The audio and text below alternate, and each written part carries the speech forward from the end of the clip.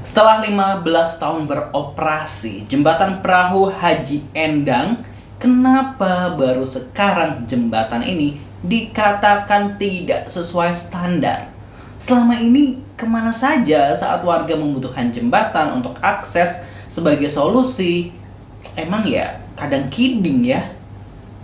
Jadi gini nih positive people, di Karawang, Jawa Barat ada sebuah jembatan yang membentang di atas Sungai Citarum, di mana jembatan ini awalnya dibangun pada tahun 2010 oleh Haji Endang, yang mana seorang tokoh dusun Rumambe ini memintanya untuk membangun tempat penyeberangan agar warga desa tidak terisolasi dari peradaban ya, sehingga bisa lalu lalang. Ya, jembatan ini menghubungkan dua desa, yaitu Desa Anggadita di Kecamatan Klari dan Desa Parung Mulia di Kecamatan Ciampel. Nah, akhirnya Haji Endang ini membangun jembatan tersebut. Sempat berkoordinasi dengan Bupati Karawang yang saat itu menjabat untuk berkolaborasi bersama-sama nih membangun jembatan untuk rakyat. Namun saat itu Bupati malah menyarankan agar Haji Endang ini membangun jembatan itu sendiri.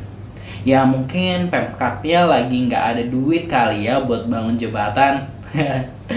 2010 jembatan itu pun dibangun dengan menggunakan kayu. Namun sayangnya di tahun 2014 jembatan tersebut ini sempat karam karena sudah dirasakan manfaatnya nih oleh masyarakat setempat. Akhirnya jembatan itu diganti dengan menggunakan besi atau perahu ponton, sebutannya seperti itu. Nah, untuk membangun jembatan yang baru itu, jembatan itu, Haji Endang ini harus merogoh kocek 5 miliar rupiah yang diambil dari kantong pribadinya. Bahkan dia juga sempat melakukan pinjaman ke bank juga loh. Jadi dari awal ini memang Haji Endang tidak ada niat untuk berbisnis, pure ingin menolong masyarakat setempat.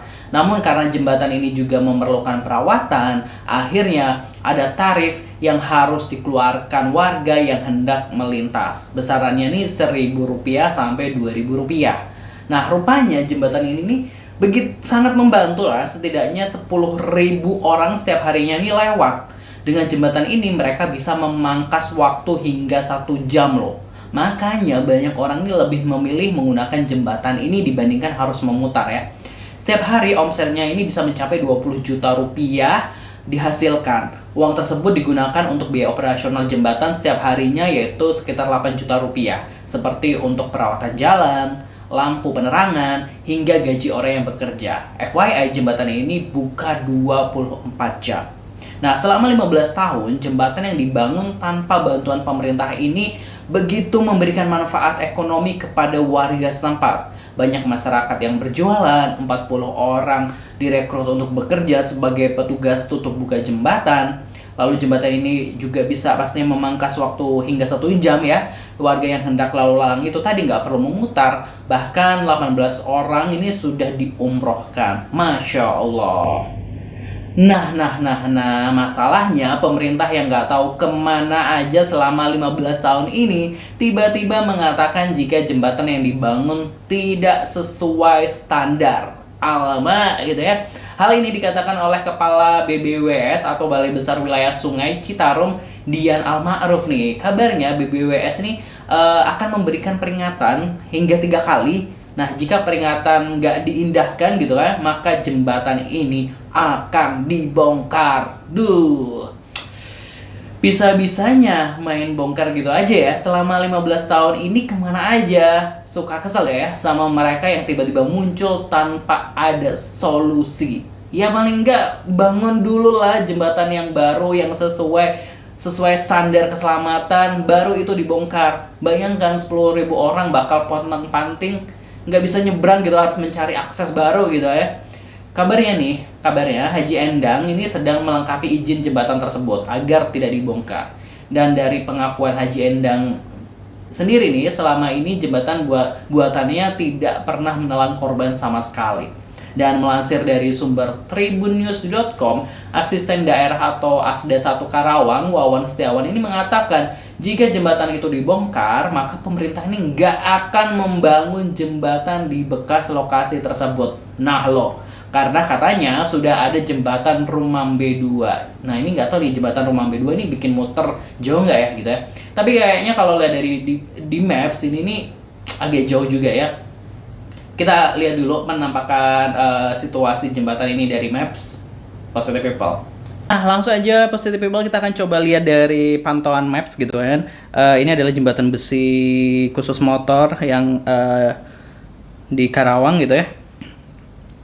Nah ini kalau kita lihat ini Jalan Rumambe 1 di sini seperti itu. Nah ini kalau kita lihat jembatannya, terus kalau kita nyari jembatan lain emang agak jauh nih. Nih di sini nih ada nih baru apa nih? Nah ini baru ada. Terus sama di sini nih, nih. Tuh, jadi emang sebenarnya kalau kita lihat dari penampakan maps, jembatan besi khusus motor ini apa namanya ya?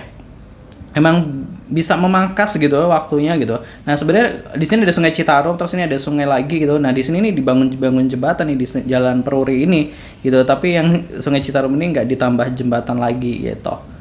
Itu Positive People kalau kita lihat.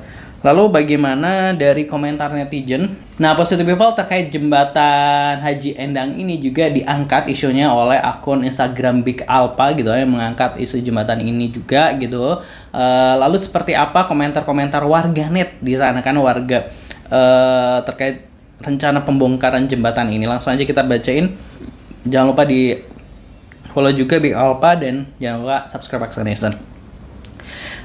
Ya, kalau sudah berjalan 15 tahun itu tandanya warga di sana sangat terbantu dan pastinya ikhlas walau dipungut biaya saat menyeberang. Kenapa harus sekarang BBWS mempermasalahkannya? Misalnya itu dibongkar, emang pemerintah mau bangun jembatan baru sesuai standar mereka dengan proyek yang berjalan secara bersih? Kok saya tidak yakin gitu ya.